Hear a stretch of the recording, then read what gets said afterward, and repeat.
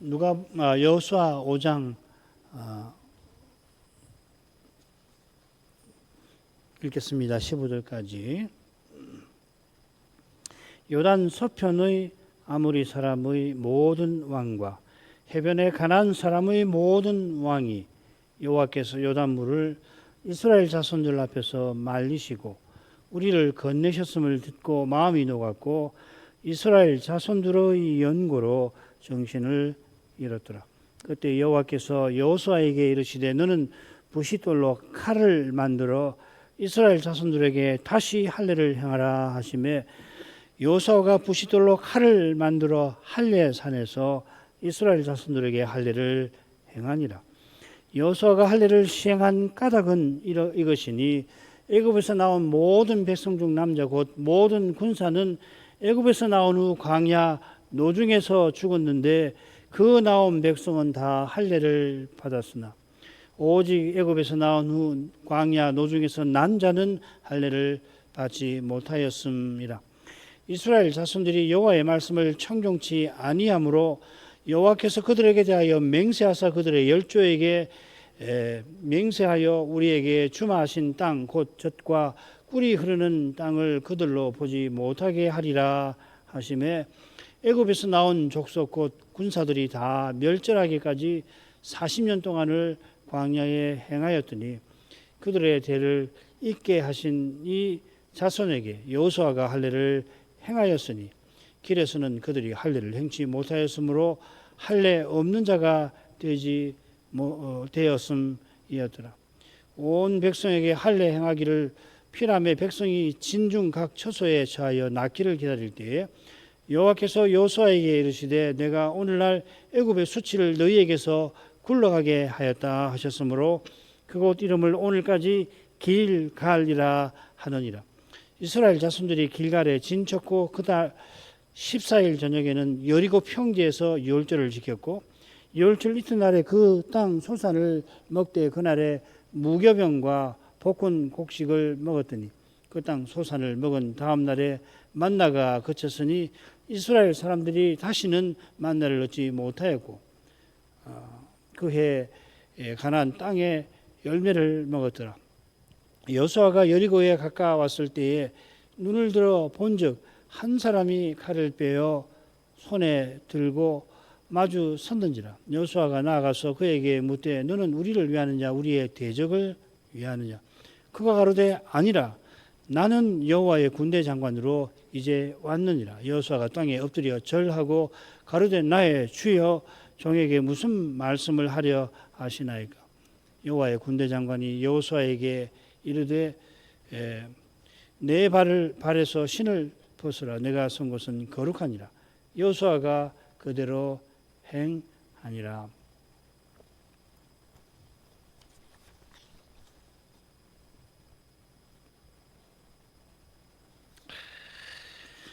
이스라엘이 여호와의 약속과 여호수아의 인도 아래 요단을 무사히 실은 놀랍게 건넜습니다. 사람 눈에는 무사히 건넨 그것이 놀라울 것이겠습니다만은 믿음의 눈에 실로 놀라운 것은 강 건너는 그 일을 통하여서 하나님의 위대한 구속 역사가 이루어졌다 하는 사실입니다. 이 위대한 구속 사건은 위대한 계시, 행위 계시여서 여호수아가 그 사건을 3장과 4장에서 섬세하고 심오하게 기록한 것입니다. 12도를 세우게 하신 뜻이 오늘까지만 아니라 이제부터 영원까지 이루어질 것입니다. 그 뜻은 결국 오실 메시아와 하나님 나라에 관한 겁니다. 메시아와 하나님 나라를 떠난 구원이란 없는 겁니다. 얼른 구약시대는 메시아가 오시기 전이니까 그 시대 백성이 구원 얻는 길이 이 메시아와 직접은 상관없는 것처럼 보일는지 모릅니다만은 이 세대주의가 그렇잖아요. 우리 주님은 바리새인들을 향하여 그들이 영생을 얻고자 상고하는 구약 성경이 내게 대하여 증거한다 하셨습니다. 가령 느부갓네살의 이상 중에 나오는 그 뜨인 돌이 어떤 인물을 가리키는지 다니엘도 다 알긴 힘들었겠지만은 그 인물이 메시아 아니고 다른 이일 수가 없는 겁니다. 이것만 아니라 율법의 규례들도 할례나 지금 유월절을 이제 살필 텐데 율법의 규례들 아닙니까? 다르지 않습니다. 자, 이런 점에 비추어서 줄거리를 보시죠. 1절 머릿말입니다. 아무리 사람의 모든 왕과 가난한 사람의 모든 왕들이 정신을 잃었다 하는 거고요. 2절부터 7절까지는 여호수아가 할례를 행했다 하는 거고요. 8절부터 10절 상반절까지는 이 길갈이라고 하는 지명에 관한 내용이 지명의 뜻이 나오고 있습니다. 그리고 10절 하반절부터 12절까지는 이스라엘이 열절을 지냈다. 뭐 무교절도 물론 지냈는데 그 내용이고요. 그 다음에 13절부터 15절은 맺은 말입니다. 여호와의 군대 장관 사닥께서 칼을 들고 여호수아에게 나타나신 일입니다. 12돌을 세운 것이 이 길갈이라고 불렸다. 그 뜻이 뭐다 하고서 한가운데 나옵니다. 이 이름의 뜻은 유월절 시행과 긴밀히 붙어 있습니다. 애굽의 수치가 굴려서 없어졌다는 거죠. 유월절은 할례 받은 뜻을 이루는 규례인 것입니다. 이 밑줄 친 일을 바꿔야 되겠습니다.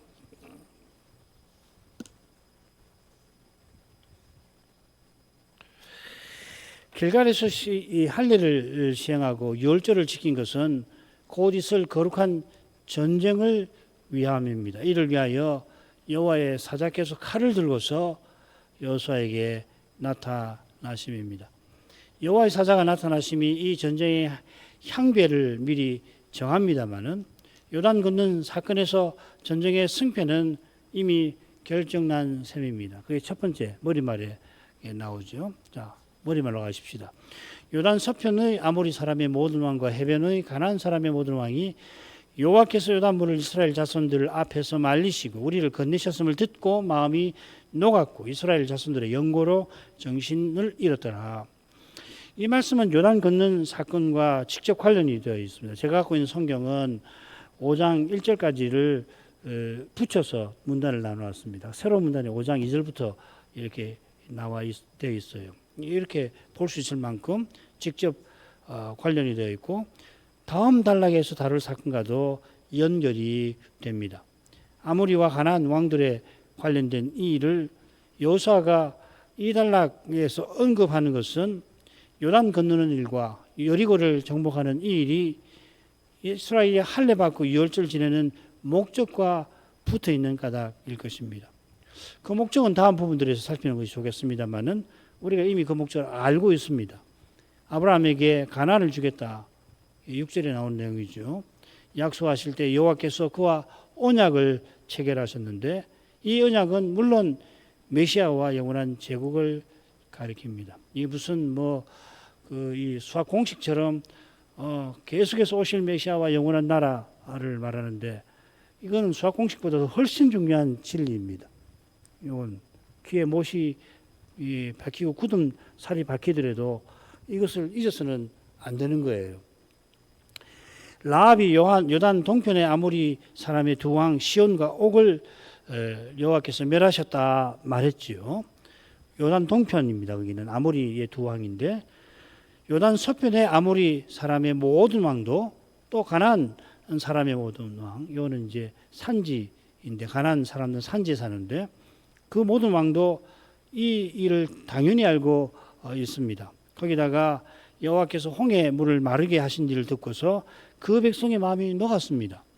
홍해 물을 마르게 하신 지는 40년 전에 있었던 일인데도 그걸 듣고서 그들의 마음이 두려웠는데 그런 두려운 일이 지금 그들의 눈앞에서 그들의 땅에서 일어난 겁니다.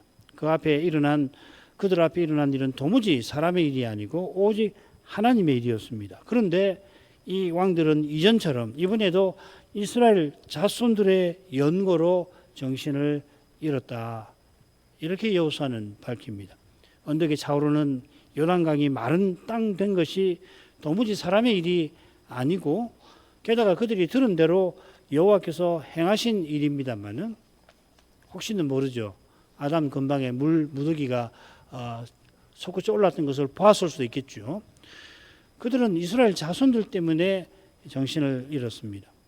그들이 아단 읍 근방에서 강물이 멈춰 거대한 물 무더기를 이룬 것을 직접 보았다 하더라도 잠시 놀라운 기적의 신적 존재를 감지하고 두려워했을지 모릅니다만은, 그러나 그 광경이 곧 사라지고 그리고 그 경험도 시간이 가면서 옅어지게 되면 결국은 이전처럼 눈에 보이는 것을 전부로 여기며 사는 거고, 그래 행복 없고 재앙 피하려는 심산으로 자기 소신에게 제사하면서 그 제사로 자기 신을 조종하려 들 것입니다.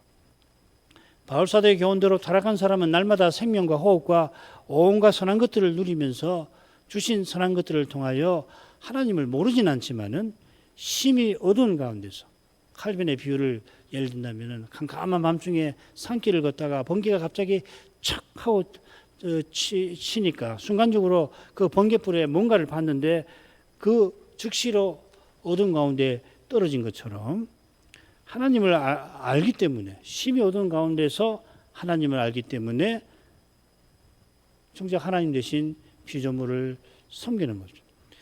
이 하루도 하나님께서 얼마나 선한 것을 많이 베푸셨는지를 생각한다면은 이 세상이 이만큼이나마 유지되는 것이 요단강을 마른 땅 되게 하시는 것만큼 놀라운 일입니다만은, 그리스도의 얼굴에 비치는 그 광채를 깨닫지 못하면 심지어 신자라도 일상의 평안을 당연한 것처럼 여기며, 그래서 별 대수롭지 않은 것처럼 아무런 의미를 거기서 느끼지 못하고 권태를 오히려 느끼면서 살아가기 쉽습니다. 하나님께 주시는 그 양식이 얼마나 고귀한 것인지 깨닫지는 못하고, 그래서 음식 투정도 할 수 있는 거고, 바로 이 지독한 어둠 때문에 가나안 왕들이 보이지 아니하시는 하나님을 두려워한 게 아니라 보이는 이스라엘 때문에 정신을 잃은 겁니다. 사람은 본능적으로 죽음을 두려워하는데 죄인에게 죽음을 선언하고 시행하시는 하나님을 경외하는 게 아니라, 죽음이 왜 두려우냐면 하나님 때문이잖아요. 그런데 자기와 근본적으로 다를 바 없는 힘 있는 사람을 두려워하는 겁니다. 하나님을 경외하지 아니하는 그것이 바로 죄이고, 그 죄의 두려운 힘이 사망을 가져오는 데 있고, 그런 두려운 일을 정하시고 이루시는 분이 바로 하나님이십니다. 죄가 왜 그렇게 권세가 있나? 죽음을 가져오기 때문에 그렇고, 왜 죄가 죽음을 가져오는가? 하나님이 그렇게 정하셔서 그런 거예요. 이거 먹는 날에는 정령 죽으리라.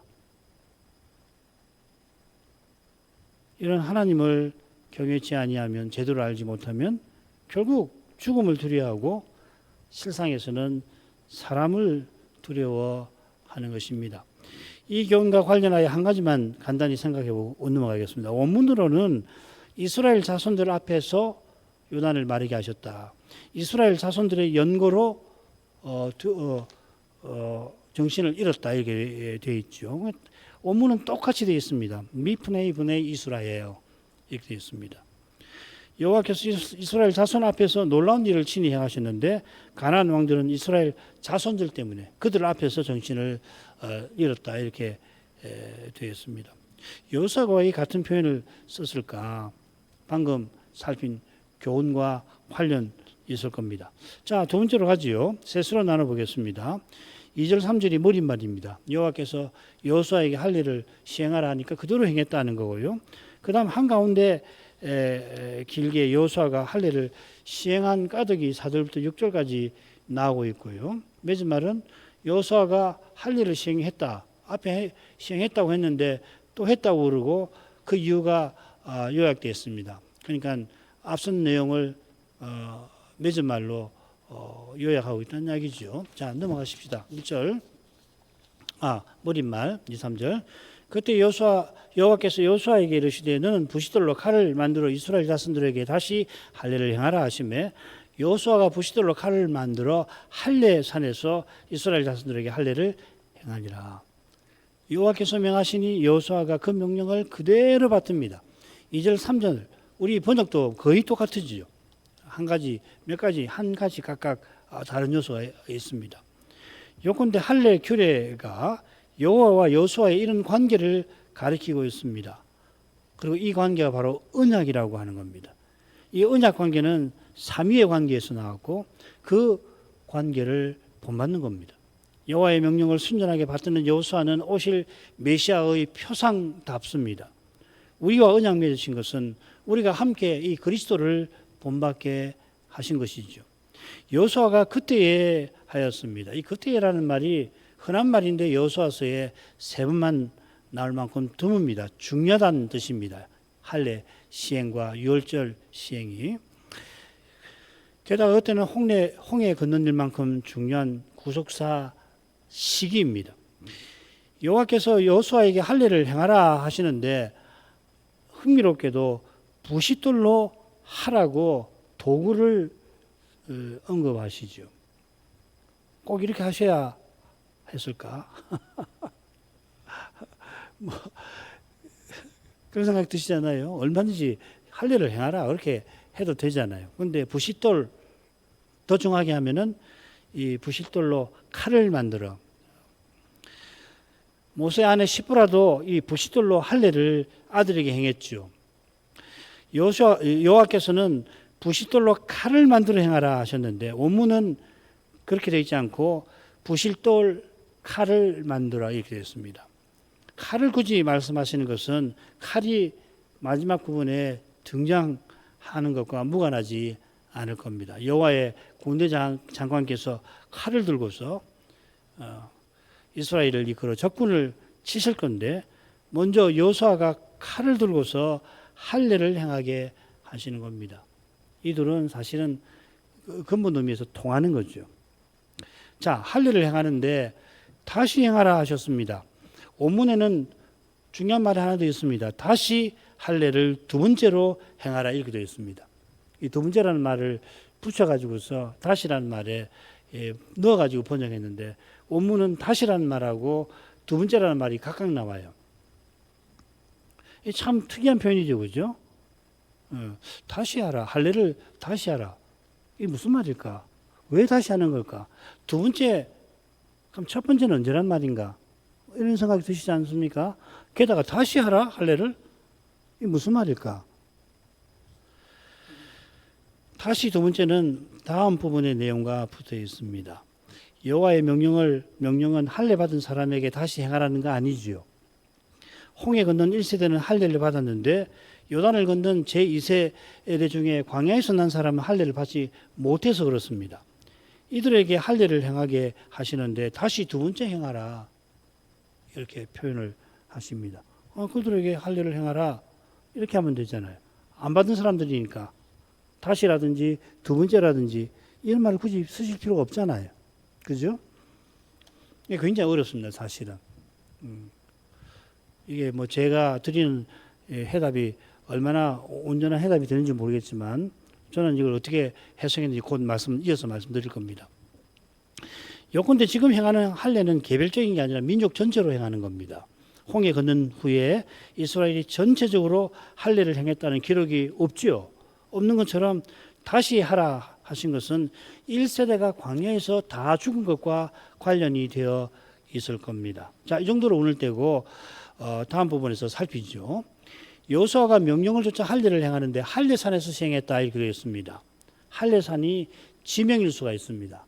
그래서 대부분의 영어 성경은 할례산 이렇게 번역을 하지 않고 원문을 그대로 합니다. 기브앗 이 산이란 말이고요. 하아랄로트 이게 할례라고 번역된 겁니다. 그래서 지명으로 음력을 해가지고서 영어 성경은 지명으로 표기를 합니다. 자, 할례산이라고 번역했는데 이게 할례가 아니고요. 양피입니다. 양피산이에요. 양피를 베는 것이 할례지요. 좀 더 정확하게는 양피의 살을 베는 겁니다. 바사르를 베는 겁니다. 살이라고 하는 것은 여호와의 신께서 더 이상 사람과 씨름하지 아니하시는 상태, 사람이 철저히 부패해서 죄가 가득한 상태에 사람을 가리킨다 말씀을 드렸죠. 양피의 살을 베는 것이 할례인데 줄여서 양피를 벤다고도 합니다. 할례산은 길갈에 있는 산인데 길갈이라는 지명이 애굽의 수치를 너희에게서 굴러가게 하였다는 뜻이듯이 양피의 산은 이 양피는 애굽의 수치를 가리키는 것 같습니다. 애굽의 수치를 기억하게 하신 것입니다. 이거는 길갈 지명을 공부할 때 또 생각을 해보죠. 할례산이 아니라 양피의 산이다. 자, 그 다음으로 가죠. 여호수아가 할례를 시행한 까닭은 이것이니 애굽에서 나온 모든 백성 중 남자 그 모든 군사는 애굽에서 나온 후 광야 노중에서 죽었는데 그 나온 백성은 다 할례를 받았으나 오직 애굽에서 나온 후 광야 노중에서 난 자는 할례를 받지 못하였습니다. 이스라엘 자손들이 여호와의 말씀을 청종치 아니함으로 여호와께서 그들에게 대하여 맹세하사 그들의 열조에게 맹세하여 우리에게 주시마 하신 땅 곧 젖과 꿀이 흐르는 땅을 그들로 보지 못하게 하리라 하시매 애굽에서 나온 족속 곧 군사들이 다 멸절하기까지 40년을 광야에 행하였더니 이 부분은 제1세대가 광야에서 죽었다 하는 내용이 대부분이죠. 그죠? 4절, 5절 상반절까지 그리고 6절 전체 한가운데 짤막하게 광야에서 태어난 사람이 할례를 받지 않았다 이렇게 짧게 나옵니다. 이 줄거리를 통해서 할례 시행의 교훈이 잘 드러납니다. 그래서 맨 앞에 여호수아가 할례를 시행한 까닭은 이것이니 이렇게 시작되죠. 이집트에서 나온 모든 백성 중 남자 곧 모든 군사가 광야 노중에서 죽었습니다. 그 이유는 6절 처음에 물러 나옵니다. 우리가 다 압니다. 이스라엘 자손이 여호와의 말씀을 청종치 아니한 때문입니다. 이 불순종이 민수기 13, 14장에 기록된 사건과 붙어 있죠. 가나안 행진을 막 시작한 때인데 12정탐을 가나안에 보내었는데 10정탐의 불신앙적인 보고를 듣고서는 이스라엘 백성이 언약을 버리고 이집트로 가려 했죠. 거기 장관을 하나 세워서 이는 시내산 아래에서 금송아지 우상을 섬기던 것과 맞먹는 배도입니다. 배도한 그들을 여호와께서는 당연히 멸하려 했습니다마는 이 모세의 중보로 용서하십니다. 이스라엘이 약속대로 가나안에 들어가게 하십니다마는 배도한 이들의 유아들만 들어가게 하겠다 하셨습니다.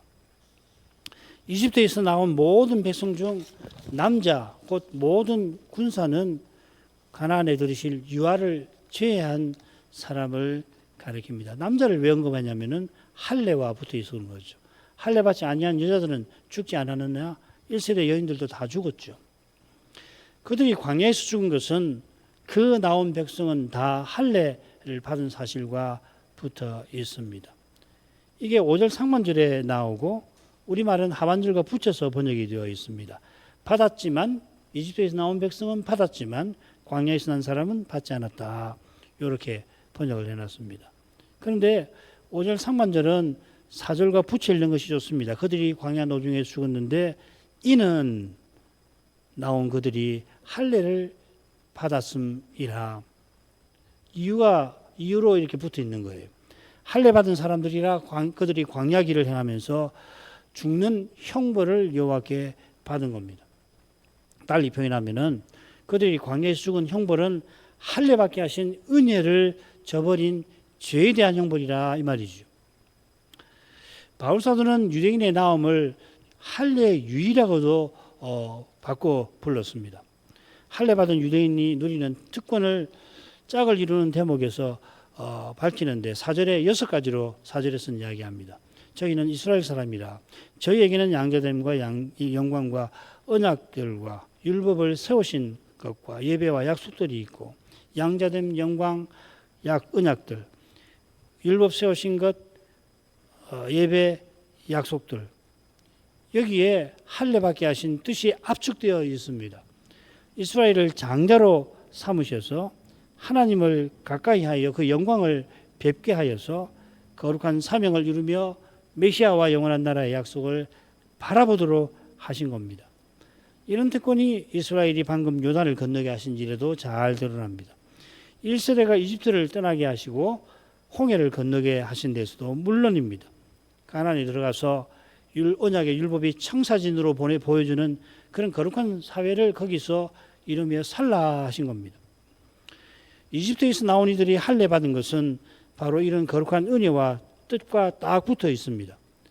이런 은혜와 뜻에 비추어서 그들이 열정탐의 불신적인 보고를 받고서 장관 하나를 세워 이집트로 돌아가겠다 한 것은 실로 끔찍한 죄입니다. 은혜를 짓밟고 그 뜻을 완전히 저버리는 것입니다.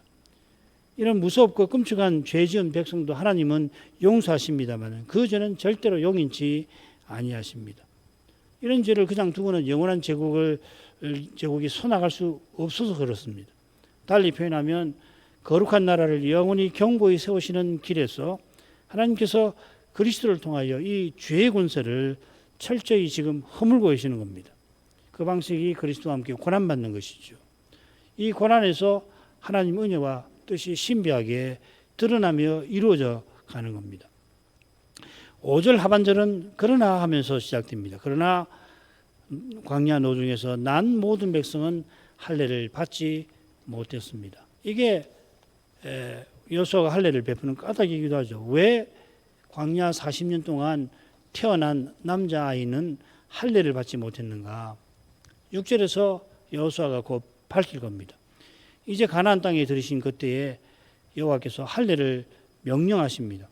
이는 그들이 가나안 땅에서 제사장나라와 거룩한 백성으로 서 나가야 하는 까닭입니다. 성민 성결법 레위기 19장을 보면은 가나안에 과일나무를 심을 경우에 처음 3년 동안은 얻는 열매를 할례 받지 못한 것으로 여기라 하십니다. 나무가 뭐 할례 받는 법은 없으니까 그렇게 여기라 하시고 제4년에는 그 모든 과실이 거룩하여 여호와께 다 드리라 하십니다. 그리고 제5년부터 너희가 먹어라 이렇게 하셨죠. 바로 여기에 광야 2세대가 할례 받는 뜻도 잘 드러납니다. 할례 받는 것은 양피의 살을 육을 자르는 겁니다. 칼로. 그 자르는 칼이 필요한데 잘라버리는 살은 하나님을 떠난 인생, 하나님을 대적하는 삶을 상징하는 겁니다. 바울 사도가 육신을 좇아 할 때 이걸 이야기하는 거예요.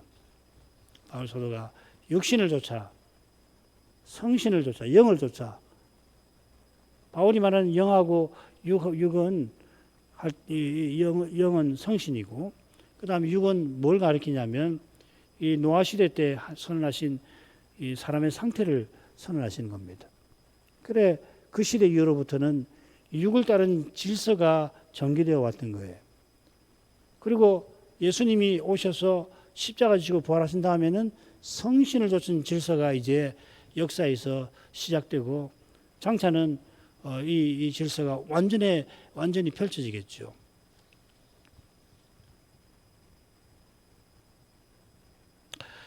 그들이 언약의 땅에서 하나님께 거룩한 백성, 하나님께서 특별한 소유로 삼으신 나라답게 살라 하고 할례를 시행하게 하신 겁니다. 요컨대 이 할례는 성신으로 마음의 육을 제거하여서 그리스도를 새 사람을 옷 입게 하시는 은혜를 표로서 가리키는 거죠. 광야에서 난 사람이 할례를 받지 못한 이유가 6절에 나옵니다. 6절 처음에 이는 이러이러함이니라. 할례 받지 못한 이유가 그들의 아버지 세대에 있습니다. 그들이 다 멸절하기까지 40년 동안 광야에 행하였기 때문이라 합니다. 이들을 가리켜서 이집트에서 나온 군사들이라고 했죠. 이 군사들은 본래 가나안을 향하여 행진하였습니다. 여호수아에 나오는 것처럼 가나안에 들어가서 선주민과 그들의 왕과 더불어 싸우려고 이집트에서 나와서 광야에 행했던 겁니다. 이집트에서 가나안까지 천천히 가더라도 몇 달이면은 충분합니다. 그런데 이들은 40년 동안 광야에 행하였습니다.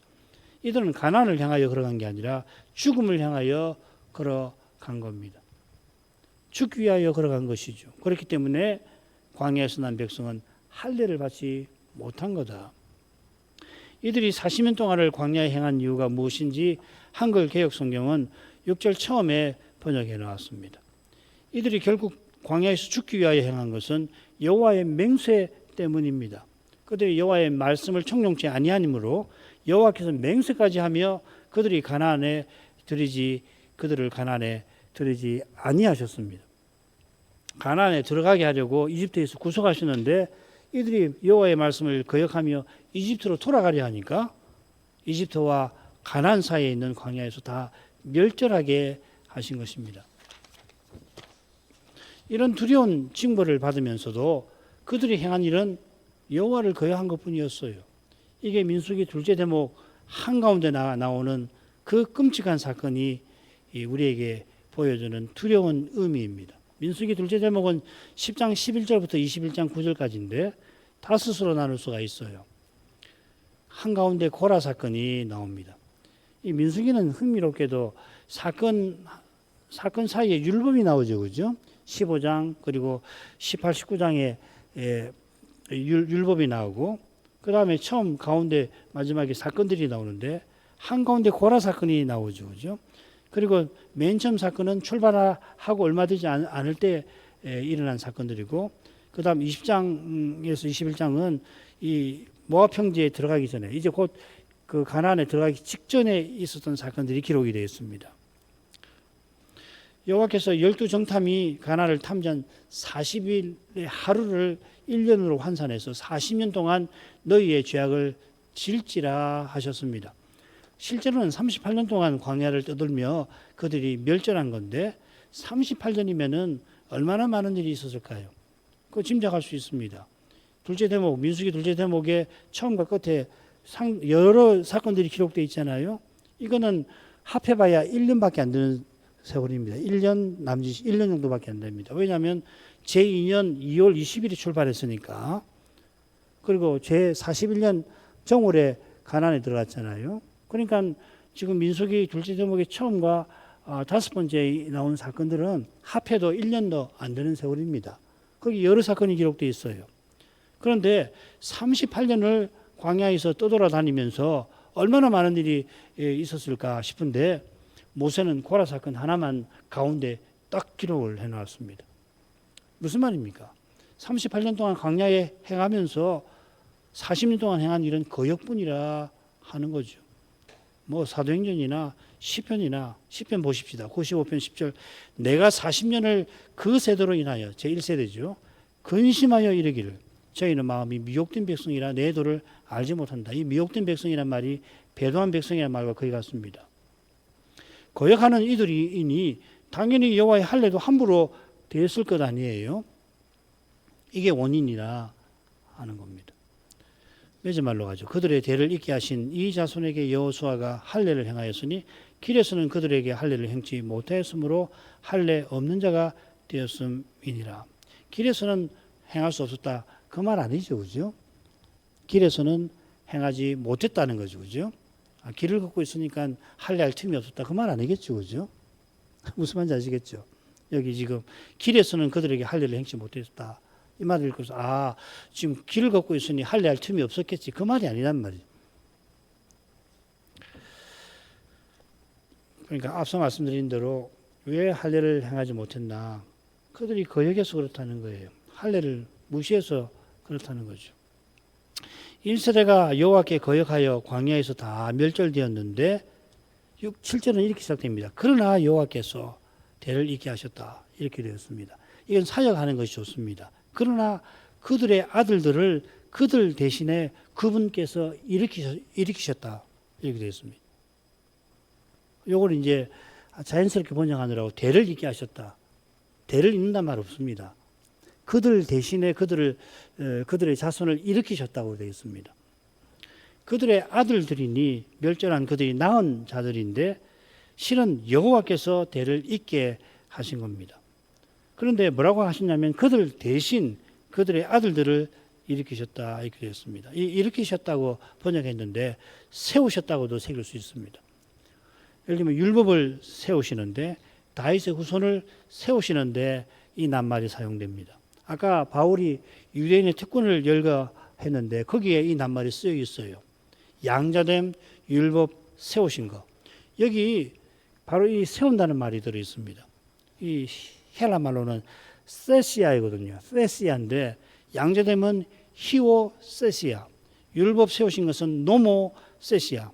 히오라는 말이 히오스 아들이란 말이고요. 노모스는 율법이죠. 율법 세움, 양자 세움. 이 용례를 참조하면 거역하여 멸절한 이들이 낳은 아들들이 그들의 아비처럼 되지 않도록 언약하신 목적을 이루도록 하나님이 그들을 하나님 백성으로 다롭게 세우셨다 하는 겁니다. 이런 뜻을 위하여 여호수아가 할례를 행한 겁니다. 이 뜻이 할례 규례에도 담겨 있습니다. 할례는 이스라엘에게서 난 지 8일 만에 남자 이 양피의 살을 베는 성례지요. 살을 베는 것은 나면서 하나님께서 허물과 죄로 죽은 이들을 자기 소유 삼으시는 은혜를 표시하는 것입니다. 그건 표제어죠. 바울에 따르면 이 할례의 표 받은 그것은 믿음으로 된 의를 인친 것이다 했습니다. 할례는 할례 받는 사람의 믿음을 인치는 게 아니라 믿음으로 의롭다 하시는 은혜를 인치는 것이에요. 그래서 요리문답에도 은혜 언약을 인치고 표하고 인친다 이렇게 되죠. 믿음을 인치는 게 아니에요. 여호수아가 할례를 베푸는 것은 몇 개월 전에 불뱀 사건을 통하여 하나님께서 불러일으키신 그 믿음을 견고하게 하시는 것입니다. 여호와께서 주신 믿음으로 제2세대가 마침내 요단을 건넜는데 이후로도 은혜 주시는 여호와를 전심으로 의지하여 주신 사명을 이루어야 합니다. 제2세대가 요단을 건너기까지도 스스로는 할례 없는 자에 불과했습니다마는 이런 그들과 여호와께서 함께 하셔서 원칙적으로 이거 안 되는 거죠. 할례를 받지 않았으니까. 그런데 하나님께서 함께 해주셔서 가나안 왕들로 정신을 잃게 만드셨습니다. 이런 은혜에 합당하게 행하는 것이 할례 베푸신 뜻을 깨닫고 그 뜻을 받드는 데 있습니다. 우리가 이 시대의 믿음의 길을 알고 걷는 길은 아들을 아끼지 않고 내어주신 하나님의 사랑을 맛보는 데에서 계속 열릴 것입니다. 이만큼 하죠. 기도할 내용 간단히 읽겠습니다. 여호와께서 요단을 건넌 후에 광야에서 난 자들에게 할례를 베풀도록 여호수아에게 명하셨고 여호수아는 그 명령을 순전하게 받들었습니다. 요단 건넌 후에 할례를 베풀게 하신 것은 요단 건너도록 불뱀 사건을 통하여 베푸신 믿음을 견고하게 하려 하신 것입니다. 이 믿음으로만 이스라엘이 가나안을 차지할 뿐 아니라 여호와의 기업 성소 거처인 가나안에서 제사장나라와 거룩한 백성다웠게 살아갈 것입니다. 여호와께서 이런 복되고 아름다운 일을 바라시고 거역한 아비들 대신에 그들의 아들들을 할례로서 거룩한 사명을 위하여 세우셨습니다. 우리가 이 시대의 믿음의 길을 걸어가는 것이 광야의 길을 걷는 것만큼 실은 그보다 더 힘듭니다마는 우리에게 세례를 베풀어 주신 그 뜻을 늘 깨달아 가기만 한다면은 가장 힘든 그때에 사람으로서 도무지 견디지 못할 그때에도 틀림없이 주와 함께하는 그 편을 우리가 택하게 될 것입니다. 이 사랑을 참으로 맛보는 신자가 이 배도의 시대에 거룩한 교회다웠게 서나갈 것입니다. 이 은혜, 하나님의 사랑을 깨닫는 은혜를 이날에도 우리가 구하겠습니다. 신학교 신학생들 또 조사 실시를 위해서 기도해 주시기 바랍니다. 기도하겠습니다. 거룩하신 아버지 여호수아를 통하여서 이스라엘들어 요단을 건너게 하시고 그는 그들에게 다시 두 번째로 할례를 시행하게 하신 뜻을 살폈습니다. 여전히 다 알긴 어려운 점들이 있지만은 40년 동안 광야에서 태어난 이들이 할례를 받지 않은 채로 요단을 건넜다 하는 것입니다. 여호수아는 제1세대가 여호와께 청종치 아니하여 곧장 젖과 꿀이 흐르는 땅에 들어가지를 못하고 오히려 40년 동안을 광야에 행하게 된 것을 그 이유로 제시합니다. 그들이 무려 40년을 광야에 행하였지만은 가나안에 들어간 게 아니라 오히려 그 광야에서 모두 죽고 말았습니다. 그들이 마침내 언제 어디서 다 죽었는지는 알 수가 없지만은 그들이 38년 광야에 행하면서 무슨 일을 행했는지는 모세가 분명히 교훈합니다. 민수기를 기록한 그 선지자는 이 38년 동안 이스라엘이 행한 일이 오직 고라 사건 뿐이라 행한 일 중에 기록할 만한 것은 고라 사건 뿐이라고 웅변합니다. 행진 초기와 행진 마지막에 많은 사건을 기록한 반면 가운데 38년 동안은 이 사건 하나만을 기록하였는데 이 사건이 그 시기의 성격을 요약하는 것이라 믿습니다. 충격적이게도 이들이 38년을 여호와의 징계 아래 살아갔는데 결국은 고라의 반역에 가담하였던 것입니다. 고라가 장자지파였던 루벤의 몇몇 족장과 레인 250인과 더불어서 모세와 아론의 권위에 결국 여호와께 맞서며 반역하였습니다. 그 반역이 너무도 악한 탓에 여호와께서 그 반역을 철저히 심판하셨습니다. 루벤의 두 족장의 경우 그 식구들까지 손자녀까지 땅에 삼켜지는 재앙을 받았고, 다만 고라는 혼자 그렇게 되었던 반면 레인 250인 족장은 여호와의 영광 구름에서 나오는 그 불에 삼켜졌습니다. 이런 두려운 심판을 보고서도 이스라엘은 겸비 하나님 앞에 자숙하고 회개했던 것이 아니라 그 다음 날 오히려 모세와 아론을 원망하며 너희가 여호와의 백성을 죽였다 원망한 탓에 여호와께서 전염병을 보내어 많은 사람을 죽이셨습니다. 이런 두려운 징계를 받고서도 백성의 마음이 여전히 이렇게 완고한데 어떻게 이럴 수가 있는지, 다만 오직 은혜로만 인생이 구원 얻는 그 진리를 더욱 마음에 새기게 하십니다. 이런 그들이 할례 받은 뜻, 곧 하나님께서 양피의 살을 제거하게 하셔서 인생이 아담 안에서 범죄하여 사람의 마음의 생각의 모든 계획이 항상 악한 상태에 있는 거기서 벗어날 길을 제시하셨고, 심지어 여호와의 거룩한 소유답게 주신 사명을 이루며 살게 하신 그 뜻을 이 완고한 자들이 제대로 깨달았을 리 만무합니다. 이 거룩한 뜻을 조금이라도 참되게 깨달았다면 그런 징계에도 반발할 수가 없었을 것입니다. 오히려 자기네가 열정탐의 불신앙을 따라 이집트로 돌아가겠다는 것이 얼마나 하나님 은혜를 멸시한 것을 알고 평생이라도 회개하며 살려주신 자비를 감사하고서 38년을 행하는 동안 다음 세대는 그런 두려운 자리에 떨어지지 않도록 기도하며 살아갔어야 마땅하겠습니다마는 그들이 드러낸 태도는 오히려 정반대였습니다. 이러한 데서 여호와께서 요단 건넌 후에 할례를 행하라 하신 뜻이 깊습니다. 그 깊은 뜻을 조금이라도 저희가 깨닫게 해 주옵소서. 그처럼 다시 두 번째로 할례를 행하라 지시하신 데에서 요단 건넌 후에 민족적으로 할례를 거행하게 하신 뜻이 얼마나 거룩한 것인지를 생각하게 됩니다. 특별히 부싯돌로 칼을 만들어 할례를 행하라 하시면서 이 할례가 앞으로 여호와의 군대 장관께서 칼을 들고 수행하시는 거룩한 전쟁을 위한 것임을 알려주십니다. 하나님 아버지, 저희에게 세례 베푸신 뜻을 평생 새기고 또 새겨서 얼마나 성신을 전심으로 의지해야 그리스도를 드러내고 살 수 있는지를 깨닫고 또 깨닫게 하시옵소서. 세례로서 그리스도와 연합되도록 그리스도 안에 속하게 하셨습니다. 그리스도 안에 속하게 하신 것은 그리스도 안에 새로운 사람으로서 살아가게 하시는 것임을 압니다. 이 하나의 새로운 사람이 성신 안에서 아버지께로 나아가고 있습니다.